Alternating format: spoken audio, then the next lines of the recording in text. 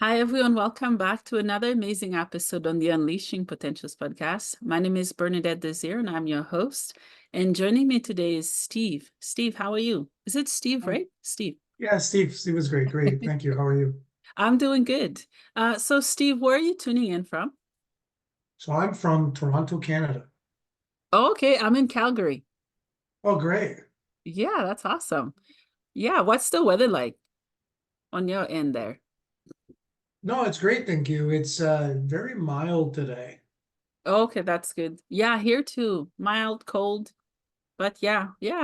It's nice to talk to another Canadian. It's exciting. Oh, for Yeah. sure. Yeah. So, Steve, can you start by telling us who you are and what you do? Yeah, so my name is Steve Delios. For the last 25 years, um, I had two different things going in parallel. So first, I'm an entrepreneur by near and dear to my heart, and I Mhm, built a very successful real estate investment practice that I still run today. mhm, But then equally, I was a corporate executive for a number of years. mhm, And now I do a lot of executive coaching, both with senior leaders and aspiring leaders. So those are two different things that I do today. mhm, But why I like touching on both is the successes I've received on both share a lot of same patterns on how the successes occurred. mhm, mhm. I love that. I love that so much. Did you always wanted to do what you're doing today, Steve? It's funny, I get that question a lot. Hmm. Um, Here's what I did know. I knew at a young age I want to grow up and be successful. I knew at a young age that I had aspirations of being wealthy and living a very comfortable life. Hmm. I knew that it was going to be maybe something entrepreneurial and or with a large organization. Hmm. The actual journey, and this is what I mentor a lot of people on, the actual journey and the specifics, I probably didn't would have guessed it, which is great, right? And that's why I tell people you have to be open-minded too. Yeah. However, the end goal of wanting to achieve certain goals is something that I had planned on. Okay. Okay. Thanks for sharing. What is the key? Well, there are probably many keys to success. What are your thoughts? What are the keys? Yeah, that's and I'm gonna give you both, in examples of this, both on my entrepreneur, on my real estate side, and as well as my corporate growth. Hmm. Um, to me, there's probably a couple of buckets of keys. Hmm. So the first bucket is you got to be able to set goals and understanding what that roadmap is to attain those goals. Hmm. On my real estate, I did my first real estate investment while I was in my third year of university. And over the years, I've been able to accumulate real estate rental properties in both Canada and the United States. But during those journeys, that journey on that side, I set goals on my mind. Let it be, hey, I want to own this many properties by this year, or I want to, have this much kind of cash flow coming in. Everything I did on my entrepreneurial side was set off of goals. Hmm. Same thing on my corporate career side. I received my first executive leadership role by the age of 29. But if when I talk to people about my career journey, I had very specific goals, smart goals. I wanted to attain certain titles by date X. I wanted certain levels of accountability by date Y. So Hmm. that would be in the first one. You got to have clear goals and a roadmap to get you there. Hmm. The second one is surround yourself with the right mentors. I come from a humble beginning. I'm a child of immigrants. My parents had grade six educations, and their humbleness is what made me humble, Hmm. right?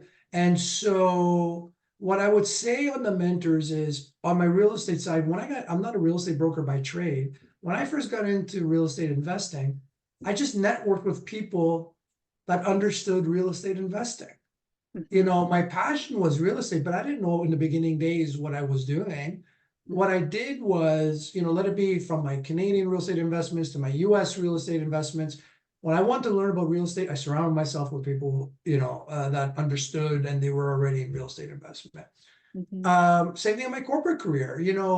When I was a junior associate growing through the ranks and I wanted to become a director or a VP one day, I surrounded myself with mentors who were already at those levels. And I said, hey, what did you do? What else do I need to do? So on and so forth. Mhm. And then the third bucket is what I would call personal development, growth, right? You have to be a student for life. Through my journey, I learned through a different variety of ways. Let it be, I would sign up for any kind of trainings that I could get, corporately, for free, through my companies. Or I went back to school to do my MBA, or I would take a certain certification or an online program.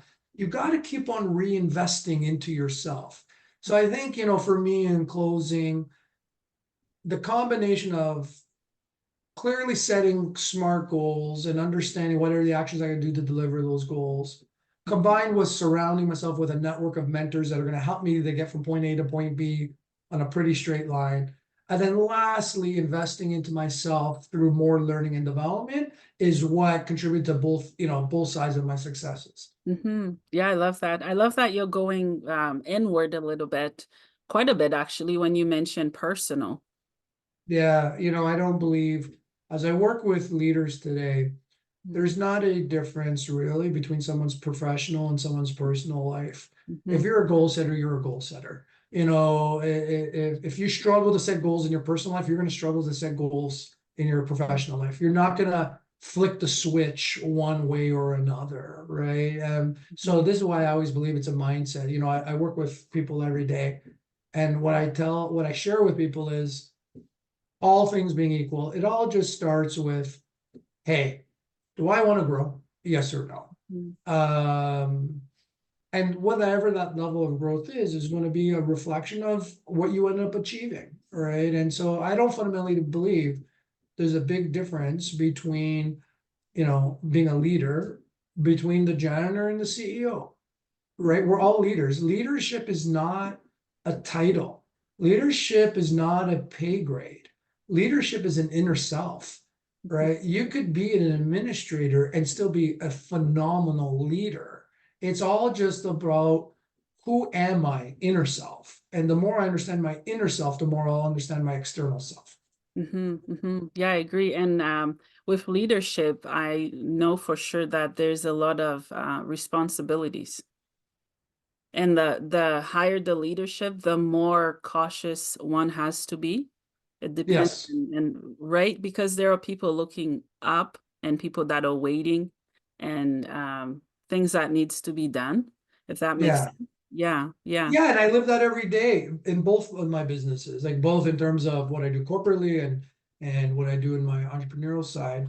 But people always ask me, Mhm. hey, why did you want to grow as a corporate leader? So I've been very fortunate enough to work for a number of Fortune 50 companies in leadership roles.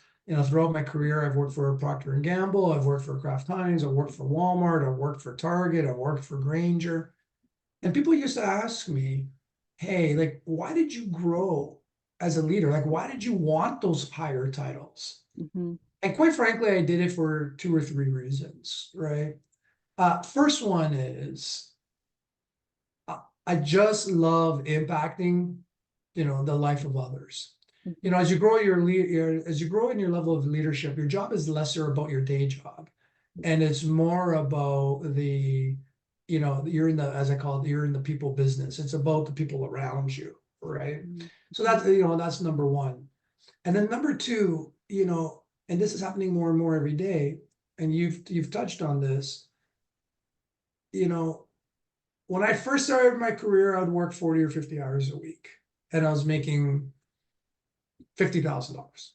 Mhm. There's not a big difference on total hours of work between someone who makes $50,000 or someone who makes $150,000. Mhm. What changes is the complexity of the work, the impact of their decisions, the intensity of what they're doing. So I used to think to myself, growing my career, I'm a big believer in efficiency and in productivity. Mhm.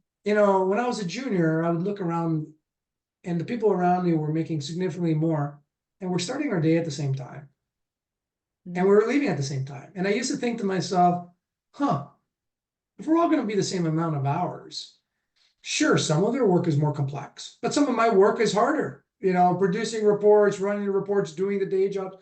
And so I used to think to myself, if I'm going to come in to do work every day, why don't I not want the higher levels of, titles or roles? Because if I'm going to come here and do work, I might as well maximize the amount of money that I'm going to make. And I know it's not about money, and it shouldn't always be, but it is important. Because the way I looked at it is no different. I treat my career the same way I treat my side business. Is I want to be able to produce the highest value if I can, the value of my time per hour. Because sure, there's some professional gains from that, but there's also personal gains too. That has afforded me the ability to a better quality of life, reinvesting back into myself for learning and development, providing opportunities for my kids that they would have never otherwise got. So what I share with people, and this is the last piece, is, as you grow up that food chain, it's not just about being a leader and making money. It's about you are using your mind, you're using your inner self, you're using your leadership skills more. And that's something that technology and automation can't replace. However, individuals who achieve those types of, self-actualizations, you also see a positive sometimes, or usually a positive correlation to their personal life, because the same aspects that they're using to achieve successes in their professional life, they're going to transfer that into their personal life. They're easier to set goals. It's easier to, operate your home finances. It's easier to be role models or more examples of it. So I don't believe there's a separation in people's life. Your life is interconnected. What happens to you on Saturday impacts Monday. What happens to you Tuesday impacts you Friday night, and so on and so forth. So the more you understand that life is all about growth, the more effective you're going to be. Yeah, I agree. Thank you for sharing. What are some common myths that you've heard about leadership? Hmm. I think one of the common myths that I hear a lot about is, hey, people have attained leadership roles because they're part of the privilege. That's not true. Mm, It's just not. My parents are immigrants to this country. They have grade 6 educations. They were pulled out of school to work the farms, before they immigrated into North America. We mhm, grew up in the humble beginnings. And, we weren't privileged. What we did was we understood the dedication of investing in yourself, working hard, collaborating, so on and so forth. mhm, Um, that's what got me to the successes that I did. It wasn't big. You look at it now and you're like, and some people will say, oh, sure, he grew up in, he went to this school. Yeah, but that's on the surface. You got to look at the story behind it, right? mhm, The second flaw of leadership is people feel like it's a title, and it's not. It's a way of life. It's a perspective. Leader, some people will say, well, I don't have to be a leader, or leaderships are for the executives or for the privilege. No, mhm, you could be a cashier and be an effective leader. You could be a volunteer community member and be a great leader. You could be, a go-getter in your church and be a effective leader. mhm, Leadership is a mindset. It's not a title. And far too often, I look at some kids and I'm like, wow, they're phenomenal leaders. They're the captain of their sports teams. They're giving back to their communities and so on and so forth. mhm, And then the lastly is people believe leaders are born. And no, I believe leaders are made, right? And it goes back to what I was saying. Can you develop people into a leader if they feel they're not, or they're not operating? Yes, you can. But it starts inside you. It's the inner self. It's the desire to say, I want more. And more doesn't have to be financial. More doesn't mean a bigger house. You could do a lot of things that have no financials involved at all. You could go and volunteer and say, I want to be a community leader. And that's a leader too. It doesn't cost you anything. I could say, I want to spend my Saturdays instead of watching TV and volunteer at, our local food banks. That's a leader. And so people feel like, in closing, what I would say is leadership is a mindset. So this is why I like to dispel the myths. Leadership is a mindset. Leadership is, do I want to be a role model? Do I want to grow myself? Do I want to grow the people around me? Do I want to improve the environments that I'm in? Do I want to get 1% better tomorrow than I am today? Inner self. And that has all to do with you. It all has to do with the mindset that I want more. Yeah, I agree. Yeah. How do you continue to amplify the voices of those you're working with? That's a great question. I think, and I'm going to use even on my real estate side, there's a couple of components to it. So number one, everything starts off with, can you create effective relationships, right? You need to have rapport. It doesn't matter if it's your direct employees, it doesn't matter if it's your leaders, it doesn't matter if it's your coworkers, it doesn't matter if it's your families. At the end of the day, we're always going to be in that relationship business, and so your ability to connect individually with people is going to be really, really important. The second piece is you have to invest the time to understand, what do I need to do to get the most out of people? Give them the voice. On my real estate practice, because I run it as I'm the CEO. So in all my different properties in both countries, I have property managers that oversee them. But I empower them to go run the businesses. My role is to lead the business. Their job is to run the business, right? And so their voice matters to me more than my voice, says. They are fully empowered to make the right decisions because that's what they're paid to do. And so when you empower people around you to give them the accountability, give them the autonomy, more times than not, they're going to make the right decisions. Same thing I do on my corporate side. I empower the people to go and do what they are good at doing. My job is to help open the doors. My job is to provide the opportunities. My job is to remove the roadblocks and the barriers. And the more you do that, the higher that engagement level will be. So what I always share with people, this might be your personal life or professional life, develop those relationships and rapports, connect with them on a humanistic level, empower them to enjoy working with you, provide them the opportunity, and really understand what your job is. Your job is to be their coach. Your job is to invest in them on the teaching side. Your job is to walk them through if there's a learning side. And I'm going to connect it back to the leader comments at the beginning. Far too often leaders fail because and I mean leaders of people now, so first-time managers or something, because they don't actually understand what their job really is. Far too often their leader's job, what they think it is kind of command and control. I'm going to tell you to go do something, so therefore you're going to do. Or the other approach or another scenario, I am going to go do your job for you because I'm your leader. That's not what that's not what your role is. Your role is to develop, embrace, promote, course correct. As I say, as you get into, roles of people accountability, you're no longer in the business of business. You're in the people business. And effective leaders of people who are very good at it understand my job is I'm in the people business. I'm not in the service business. I'm not in the widget business. I'm not in the professional business. I'm in the people business. And the more you understand, that's why a lot of times too, there's, you think about the bad managers out there. You ask anybody what's a bad manager, and employees will always talk about, all the like EQ stuff, right? There's IQ and EQ, right?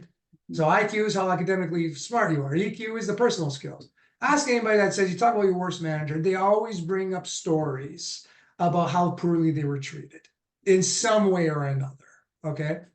It's because that manager didn't really understand what business they're in. The business that they're in is in the people business. Mm, I agree. Yeah, yeah. The best way to build anything is to understand the people, what are their needs, and to also get to their level. Because at times, some of us, when we're so high, we forget where we came from. And therefore, with the ego, it's hard to go where we're serving the people that we're serving. And Yeah. I get the impression that you're there with who you're working with and serving, and you actually listen to them. Yeah, I believe in the term, and I've worked for a few employers that use this term called servant leadership. Mm, And I'm a big believer of servant leadership. mhm, Servant leadership effectively means the understanding that I work for my employees don't work for me. mm, My role is to do what I can to make my employees successful. Right. mm. Sometimes people misunderstand what that means, right? You know, I've had some peers that have said, hey, does that mean that you're lazy? You know, that you're getting all these individuals? No. A leader's job is to develop and build future leaders. It's a pipeline of leadership growth. Mhm, If you have 5 people or 3 people or 4 people working for you, if you're spending all of your time doing their jobs, well, mhm, that's what they're paid to do.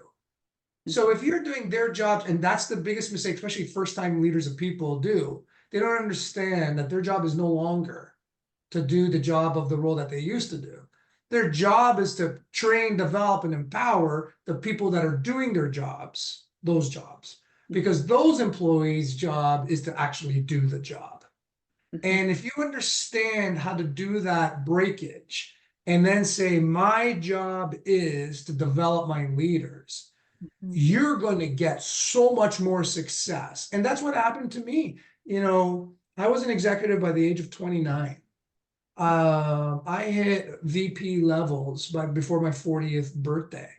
mhm, I retired from corporate by the age of 45. Now I just do executive coaching and leadership development for aspiring leaders. mhm, And that fundamental hasn't changed. The fundamental on how you develop future talent hasn't changed. The problem that I see today is a lot of people will say, yeah, yeah, yeah, or they go to a course or they take it, but they're not authentic. They truly actually don't want to do it. They're doing it because the book said it. They're very, you know, and I always say this is a flaw in leadership, okay? Or growth. Don't even use the word leadership.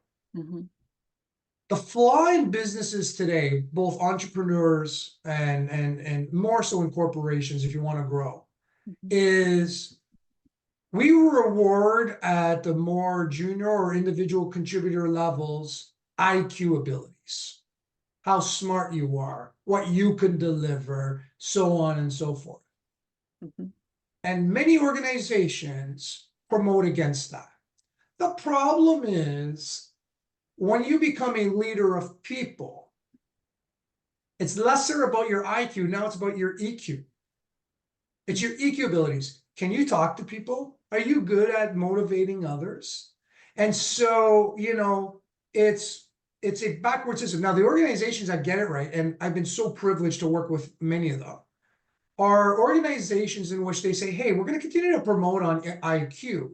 But before we make that leap into leader of people kind of roles, we're going to have specific criteria that you got to do to help train you, develop you, and get you ready, because we recognize to be an effective leader of people, it's actually more about your EQ than your IQ.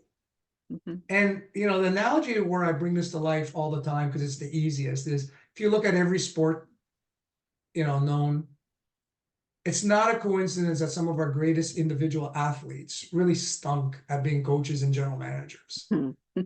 right? You know, and I say this with all due respect, you know, obviously I'm a massive hockey fan. Mhm, Wayne Gretzky, best hockey player of all time, set almost, you know, set every record imaginable. mhm, Did not have great success when he became a coach, and did not have always the best success. Didn't actually win a gold medal when he became the general manager of Team Canada. Why is that? Mm, Just because someone has the individual ability to produce does not mean that they're equally experts mm, at the ability of getting the most out of everybody else, or forming that team, or understanding how to do it. And the reverse happens. If you look at any sport in which we've had some of the greatest coaches of all times, you've seen it in, Phil Jackson in basketball, you've seen it in Bill Belichick in football. If you actually look at their stats as individual players, they were never the greatest. So how did the not the greatest players become some of the greatest coaches? mm, But yet some of the greatest players never became the greatest coaches, because it's different skill sets. mhm, Just because someone is a great individual contributor doesn't mean that they're going to be a great leader of people, and vice versa. mhm, But can someone who's great at something and weak at something else become better? And it goes back to what I said at the beginning about the bucket number 3. Yes. If you have an open mindset to growth, if you're willing to invest into yourself, if you're willing to practice it, if you're willing to so on and so forth, then absolutely it's the right thing to do. mhm. Yeah, I agree. Yeah. Let's talk a little bit about, earlier in the phases of the pandemic. Um, Even a toddler with the right common sense would have noticed how everything was just sinking. It's in the news. I'm like, what is going on? I've never seen this in my lifetime. I'm a millennial. Who is leading, whether it's in the healthcare system, the nurses and doctors, they're still not getting paid what they deserve. And then people were getting fired, or they were letting go of, and they had family to feed, and they still do. The economy is so bad. What happens when leadership goes wrong, whether it's with Yeah, the that's, government or businesses? it's funny. Um, Not funny, it's unfortunate. Yeah. The pandemic exposed across a lot of industries, not just healthcare, how poor leaders are. Mm, It actually exposed which, industries, cultures, people, whatever it may be, who had strong, and it wasn't even a healthcare issue. There are there are some countries that navigated through the pandemic better than others. There are some industries that, went backwards or fell sideways, and so on and so forth. Um, the pandemic is a unique thing because it's like literally a 1 in 100 years kind of scenario. However, if you actually don't look at it through the eyes of pandemic, just look at it through the eyes of leadership or new things, or different events. mhm, The lack of experience, don't look at the pandemic as the event. Just look at it as something that no one had really experience for. mm, That's going to happen every year. Sometimes, today was the pandemic, and that was the worst of experiences. In 2009, and you're a little bit younger, we had one of the worst financial crises, and so on and so forth. mhm, Well, leadership, strong leadership also helps for it. mm, And here's how leadership helps. Number one, if you're a person that believes in continuous growth, continuous learning, and you're well-rounded, what you're going to learn is you're going to say, all right, everybody stay calm. I've never seen a pandemic before, but I've seen other scenarios of once in a lifetime things. mm, SARS, financial crisis, wars. It's funny, people always say to me, like, hey, why do you need to have years of experience? And I always say this to young people. Somebody's 25 years old and they think that they're ready to be CEO. And I'm like, you're not ready to be a CEO. You're not ready to be a vice president. And they say, why? And our pandemic exposed a lot of this, right? We have young leaders across the board. Because as you grow title-wise into those higher levels of leadership, mhm, there's something to be said for the years of experience on how to handle it, because life is a recycle of events. The specifics are going to change, the scenario might change, but the approach won't. mm, And so why a lot of companies want to hire, especially if you're doing an external hire, why do they want X amount of years of experience? It's not because they want you to be older. what they are actually trying to do is to say, hey, through a higher level time span of sample of time, 10 years, 15 years, 20 years, you have either bound to have led, been involved with, or observed enough things to build your own, as I call it, if your brain is like a hard drive, enough memories, software, in terms of how to handle it. Now, the pandemic was like unheard of, but then there was learning lessons from it. It showed that, a lot of companies weren't technological ready, even though that they, it had to be. HR policies were dated and so on and so forth. So what I would just say in closing on that is the pandemic was just an unbelievable, unfortunate event. Mhm. And it exposed people, it exposed weak leaders in any industry. And the weak leaders that exposed were typically people that come from not a strong experience background. They were never prepped and ready for it. They didn't know how to balance IQ and EQ, or hey, how do we bring in large sums of information and how do we make decisions on it? And not just in the healthcare space, in the corporate space, people started getting all gun shy and nervous, and layoffs happened and shutting down, and no one really understood what happened 6 months from now or 12 months from now. So people were reactionary. Mhm. Mhm. Strong leaders are not reactionary. Strong leaders are proactive, because the principles, the specifics will change. The principles will hold true. Does that help answer that question? Yeah, it does. Yes, yes. So my next question, I don't know anything about real estate. Yeah. It's completely different from where I'm from. Um, what would you say to anyone who is graduating, university and whatnot, and they want to go into that section of work? Yeah. Yeah, yeah. What would you say to them? Listen, um, and this is a good example because I want to dovetail this to the discussion we just had about, how you look at information, how do you make decisions. Mhm, Here's my perspective on real estate, and I want to share a little bit about my journey. mhm, I did my first real estate deal in my third year of university. I was a student.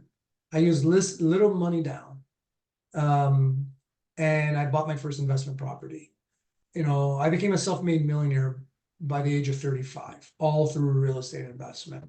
mhm, And here's the advice I tell people about real estate, in terms of being a real estate investor. So I'm not a real estate agent, I'm not a broker, I'm just, an aggressive investor. mhm, There's a couple of pieces to this that I try and tell people. First, doesn't matter if it's real estate or anything else, you need to find investments, ways of generating multiple streams of income that are against topics that you're passionate about. mhm, I enjoy real estate. What you can't do is, if you're not interested into the topic, I'm not really interested in stocks. That's not for me. I'll talk about why I did real estate in a second. But stocks aren't for me. So if you tell me go in to do, stock investments, I might dabble, I might try, but that's not where my passion is. It's very hard to make money on any topic that you're not passionate about, because it's going to feel like work. And if things feel like work, you're not going to be really invested into it. For me, I enjoyed real estate investing. So first and foremost. So how did I do it? What were the recipes I used? It all starts off, and I always advise these people, you need to be able to get debt free as fast as you can in your personal finances, and or unlock investment dollars. mhm, And you need to do that because the more you can increase your debt, the faster you could open up money, because money makes money. So what does that mean? If you look at the world's most wealthiest people, the vast majority of it, typically those individuals have multiple income streams. It is very, very difficult to become wealthy in today's marketplace anywhere in the world with one income stream. Meaning, I'm a multimillionaire and I only have my corporate job and that's it. Very, very difficult. So it's easier to become wealthy by having multiple streams of income. So mhm, why did I choose real estate? And then I'll tell you the frameworks that I use and I still use. And by the way, I wrote, and I'll talk about this later, I wrote a whole book on this. So if you go on Amazon and you key in Steve Delios, there's a book there called What Schools Don't Teach You, Rise, Rich, Retire. There's multiple chapters on real estate investment. So why did I choose real estate? Because real estate, quite frankly, drives you two forms of income. One, there's the day-to-day cash flow that the property produces.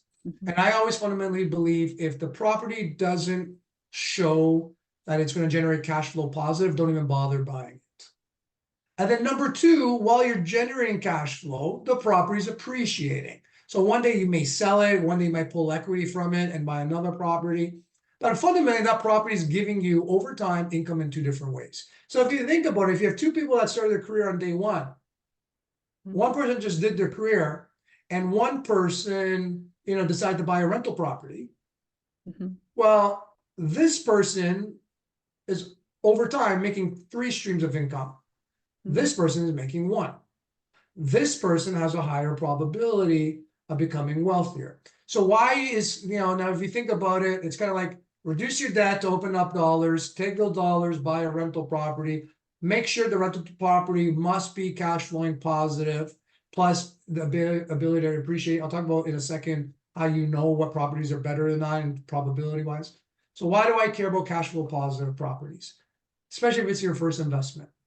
The key to wealth is to earn wealth using other people's money, not yours. So if you buy a rental property that's cash flow positive, you're actually generating positive income using somebody else's money. Meaning with that positive income, you're going to have a lot of choices. Either A, you're going to continue to pay down that mortgage, which is always advised people to do.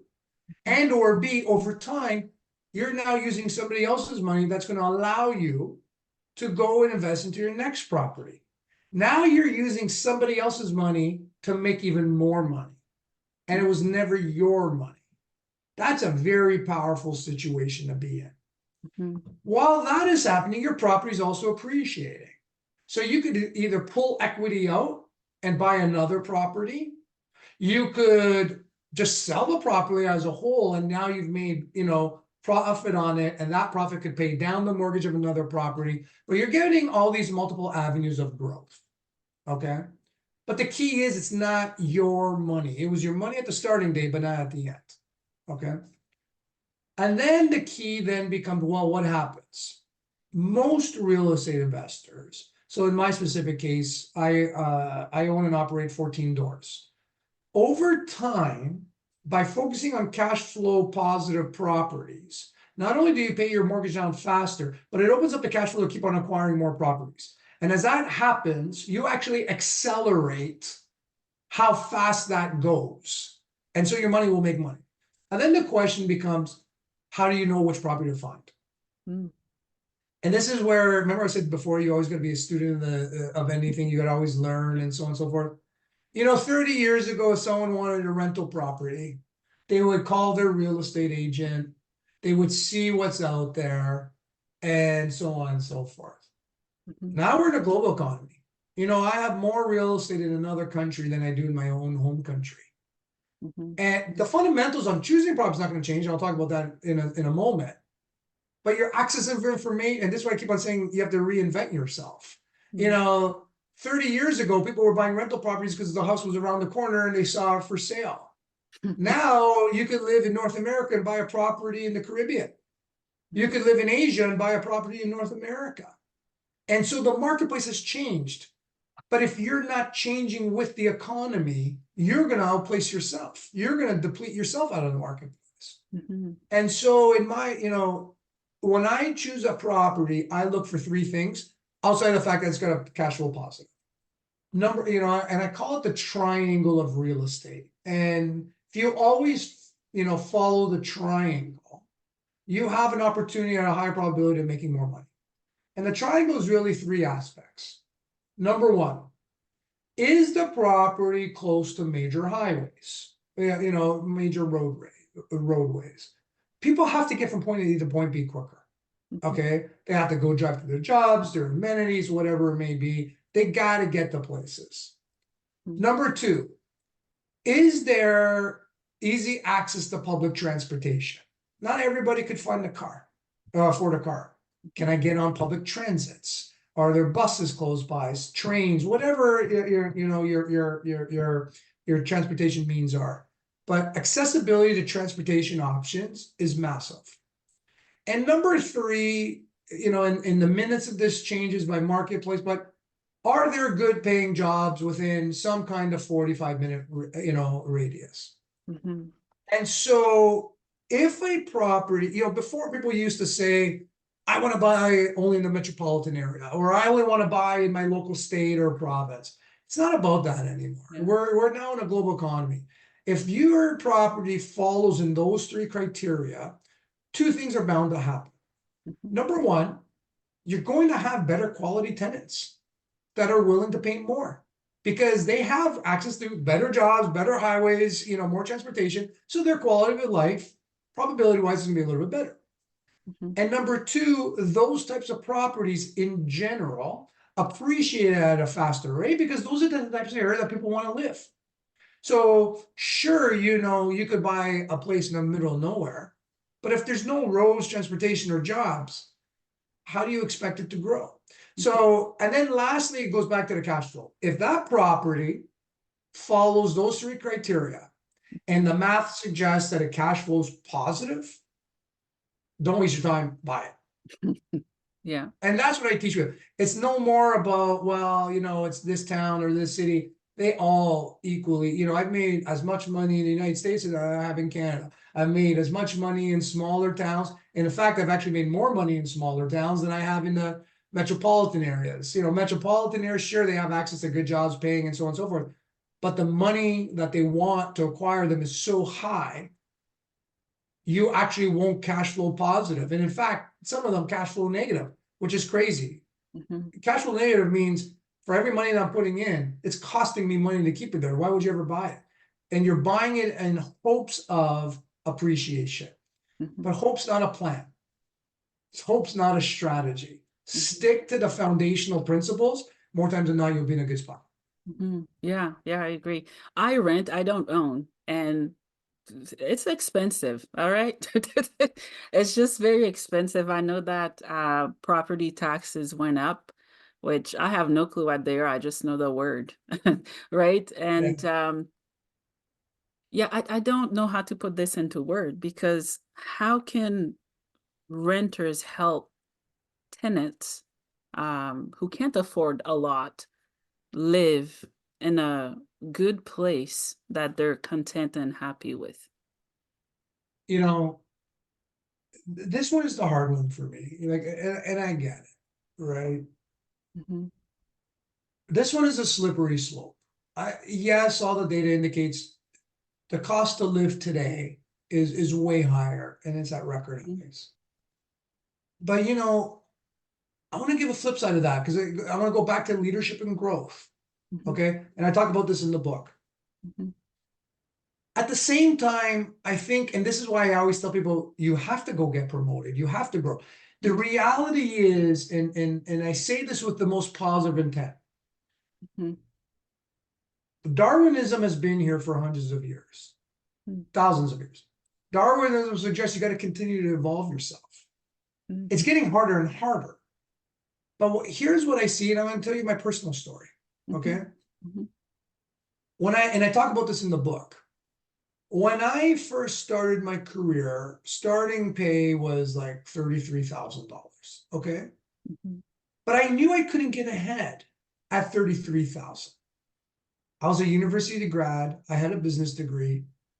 Mhm. And when I was 20, whatever, when I was in my early 20s, and I talk about this in the book, for the first while of my career, I knew I wanted to get ahead. See, today people say, Steve achieved this. Well, sure, you got into real estate business, but yeah, but that's not how I started.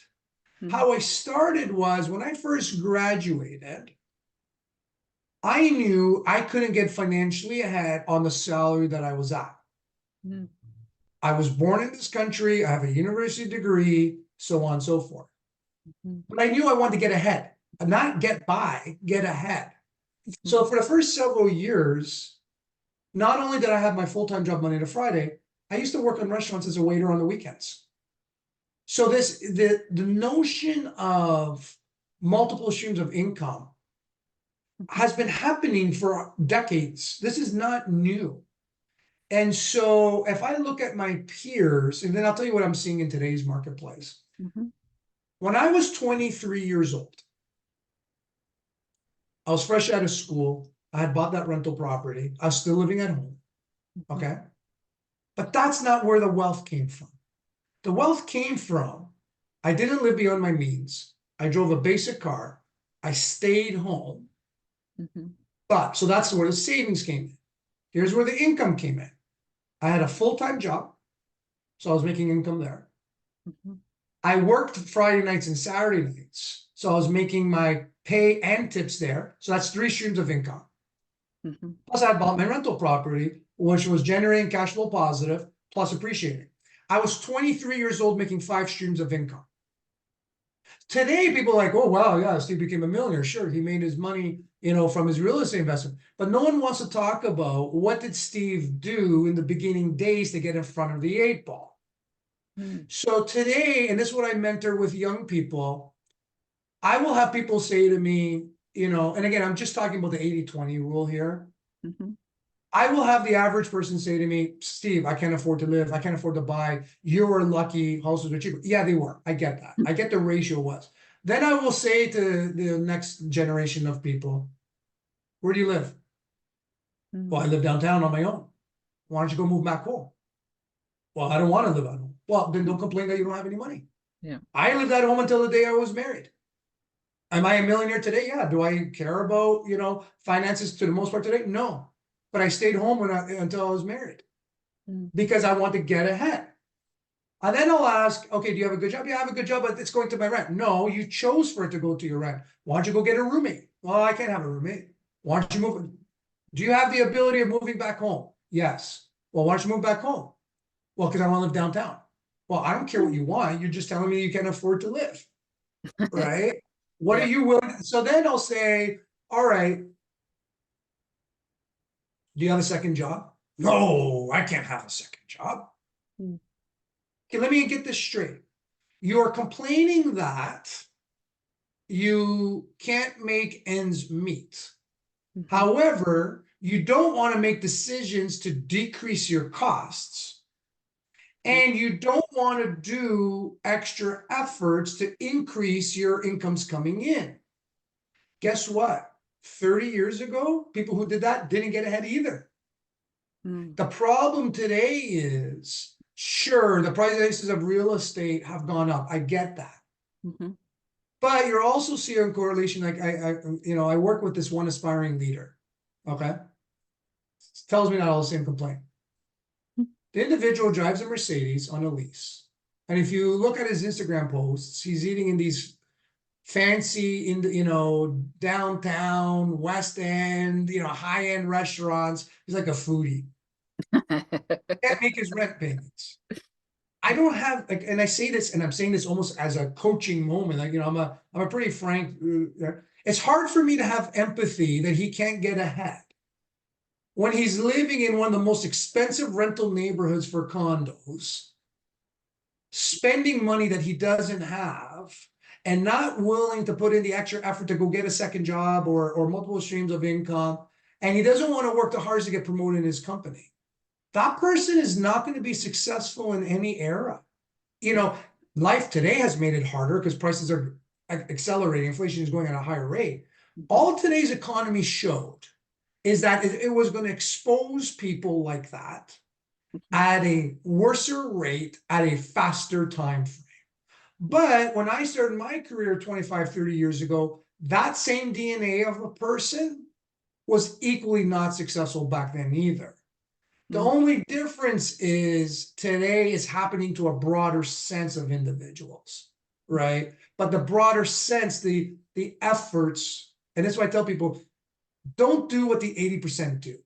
80% of people Mhm. are living beyond their means. They want the nice lease cars. They need the downtown overlooking the city core. They want to walk to those fancy eateries. That's the popular choice, but that's not the successful choice. The 20%, there's still 20% of the people getting ahead today in the same age eras. And I'm telling you, and I'm seeing it day to day as I hire and I train and develop, they haven't left the fundamentals. They're choosing a condo rental area that's a little bit more affordable. They're okay to commute. Some of them are moving back home. Some of them are getting roommates and going to live in a basement. Many of some of them are getting that second job. Many of them are saying, okay, I'll work in my day job and I'll be a bartender on the weekends at a restaurant. Mhm. The fundamentals of the people who are getting ahead today, they're a smaller percentage of the population, but they're not different than what happened 30 years ago. And Mm. so what I tell everybody is, and until I see people who Mhm. are carrying two jobs, who are moving their addresses to more affordable areas, that are investing themselves to grow more, tell me you're doing all that and you're still struggling, then I definitely want to work one-on-one. But until you're not willing to do that, you're always going to be unsuccessful. But that never changed 30 years ago. Mhm. Mhm. Yeah. Yeah. Now, that's not always the most popular answer, but it's the truth. Yeah. Yeah. Thanks for sharing. Earlier in our conversation, you mentioned debt free, which I think everyone has debt, some too much. How Yeah. can we become debt free? I think you've given us some information on that, but how can we do that? So it goes back to the formula that I said earlier. Hmm. Um, it's about setting goals and making wise choices. Okay. And I'm going to give you a couple of examples that I share with people, and I talk about this in the book. The Hmm. first big debt that people usually put on themselves is education, post-secondary. Okay. Yep. Yep. And when I work with aspiring leaders about their educations, this always comes up. And I'll meet with people and say, hey, I'm $100,000 in debt. Well, why are you $100,000 in debt? Well, I'm $100,000 in debt because I went away to school. Mm. And I talk about the math of this in a second. And what I ask them is, well, why'd you want to go away to school? Well, I went away to school because I want to find myself. I want to grow. Well, you don't need to go away to school to grow. Mhm. On the investments of your education, what I share with people is the cost of staying local to go to school or going away, the jump to go away is very, very high. But again, if it should be not do I want to go away or not. The discussion needs to start off with what is your career goal and what is the path that gets you there. Mhm. So the example that I share with people is, and I'm going to use something like a teaching profession. That's a profession where, and I say this with all due respect, I have family members that are teachers, and it doesn't matter if you go away or local Mm. for your undergrad. There's no preferential treatment to a person who goes away. So you're going to ask yourself. So I went away, I stayed local, right? I went to, and so what I tell people, and I use teaching as an example, Mhm. if you stayed local and you stayed at home and that degree cost you 40,000 for your undergrad, and you go away and that degree is going to cost you 100,000, why would you want the incremental, debt of $60,000? 60,000 net dollars, if you get taxed at 40%, is equivalent of 100,000 gross. Mhm. You just paid $100,000 gross to end up in the exact same spot if you stayed local. And so most times when the first big debt is someone's education, they can't really articulate A, what their goal was, or B, why they chose the school that they did. Goal setting achieves all of it. I'll give you a reverse example. Mhm. If you had two choices, a local business school and an away business school, and the away business school costs 60,000 more. But that away business school is so much far superior Mhm. than your local school. Mhm. This 60,000 is worth it, especially if that away school has a co-op program, campus recruitment, starting salaries that are higher. So you're justifying it, but you can hear that articulation. My goal is to be an investment banker. I know if I go to these schools, they have a higher probability. So they're walking you through that path. Unfortunately, I don't see that. Unfortunately, more of it is when I tell people, why did you go away to school? Well, I want to get out of my house, Mhm. or I want to learn how to grow. And then I'll ask the same individuals, did you ever have a part-time job while you lived at home? No. You know, do you tell your mom and dad that you're gonna do all the cooking and cleaning on their behalf? No. Well, why do you gotta pay $100,000 for you to learn those skills? You can go learn those skills at home. You know, you just acquired 60,000 incrementally in debt. You know, if you had stayed at, you know, at a local school, you saved that 60,000, you could have taken that 60,000, put that against a down payment into an investment property, and guess what, you're going to be several $100,000 ahead in a couple of years. So why did you make that call? Mm-hmm. And so, you know, I use that. Or the second one in terms of how to get debt free faster is, you know, their expenses. Us, you know, the amount of people that at a young age that are driving very expensive cars. I drove a Hyundai for my first 5 years. Yeah. I go downtown and all I see is BMWs and Mercedes. Well, you're never gonna get out of debt at starting salaries when you're paying $500-600 a month on car payments. I was paying $200 a month. So wealth, debt free, it's not just about incomes coming in. It's about how do you save your money. So if you're younger and you say, you know what, I don't need to go to school, or I'm going to justify it, you know, that's great. Then it goes to, you know, the second piece. How am I living? The average person does not set financial goals. Hey, I want to decrease my debt by $100 at the end of every week, and I'm okay with changing it. People are very poor at goal setting. And then it's the third piece that I've, you know, somewhat touched about. Mm-hmm. What do you need to do on a higher level? If your incomes don't represent your, you know, in terms of what you need to survive, do both. Reduce your debt or reduce your expenses, reduce your spending, Mm-hmm. and go get a secondary income. Go get a part-time job on the weekends if you're younger. Mm-hmm. Most people don't want to do that. But the guys, non-gender sense, the people who became wealthy and successful over time, they did all that. It is very, very hard in any era to say, I'm going to put several $100,000 in debt into my education. Mm-hmm. I want to do my spending well beyond my means, and I refuse to do any kind of secondary job. I don't care if it's the 60s, the 70s, the 80s, or the 90s, excluding the privileged few. Even in those eras, those people didn't do that.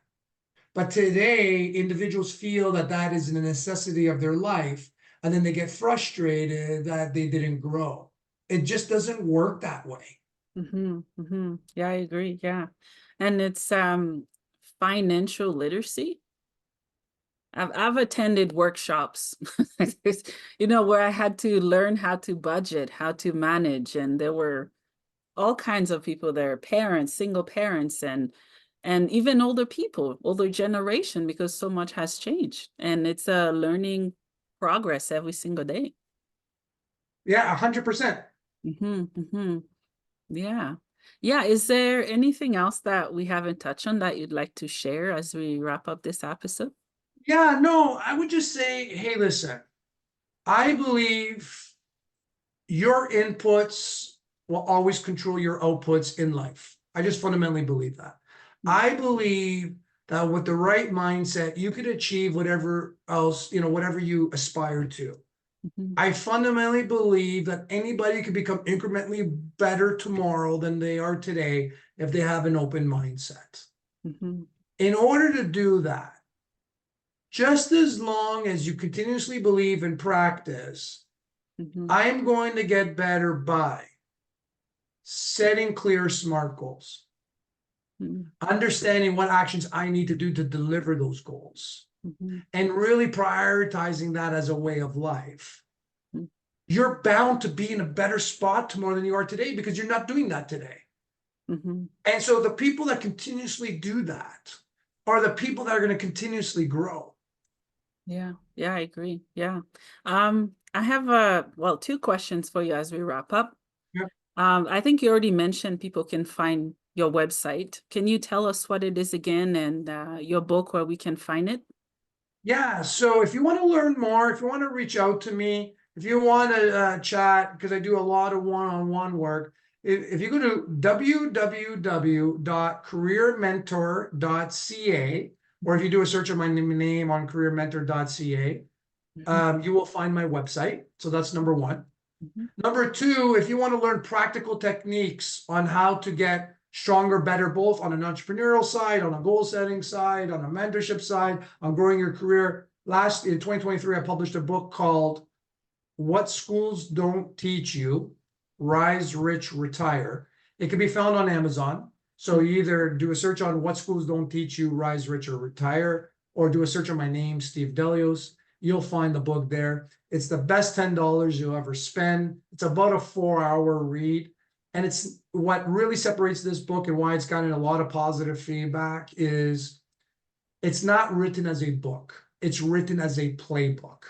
So every chapter, I give practical examples of what specifically has occurred in different points in my life. And then I teach you on how to take that and reapply it to your life. And one of the things I'll guarantee you is you're going to learn a number of tips and tricks to make you into a stronger spot than you are today. But the difference is this reads as a practical playbook where you're going to get the hands-on approach on what exactly you need to do. Yeah, thank you for sharing. My last question for you is, what is the meaning of life for you, Steve? That's one that I always think about a lot. When I went back to do my MBA, I actually did school that I chose was based out of Philadelphia, Eastern University. I chose the school because I wanted to focus more on my spirituality, Mm, all right, my inner self, my helping others, right? What's my value? What is my value statements? mm, And so I'm probably going to say this wrong, but what I mean by this is, to me, the meaning of life is just trying to improve, the people around you, the environments that you're in, and make tomorrow a little bit better than where it is today. mm, And so, I've been very fortunate. I've had a lot of help that got to me where I am. And what I share with people is, let it be through my book, let it through that one-on-one. If you go to my website, you can reach out to me, let it through podcasts like this. mhm, To me, the meaning of life is just you're here for a sense of purpose. You're here to help make tomorrow holistically better than today. And whatever you could do in terms of your sphere and what your passions are, mhm. if we all did that, then we will all be in a better place. Some people, that passion might be, I love just being in nature and planting trees. That's great. It doesn't always have to be about one-on-one help, personal. It's just more fundamentally, if you want society to be a better place, that's where I really think we're here. For me, my passion lies in around improving on how people operate. Somebody else might be improving in terms of how the communities work, and some others might be improving the environment. If we're all in it together in terms of our meaning of life, then we're going to make the environment a better spot. I agree. Well, Steve, thank you so much for your time. Thank you for sharing your passion and work with us. Thank It's been you. a pleasure to learn more about you and what you do. Thank you so much. Have a good day, everybody. You too.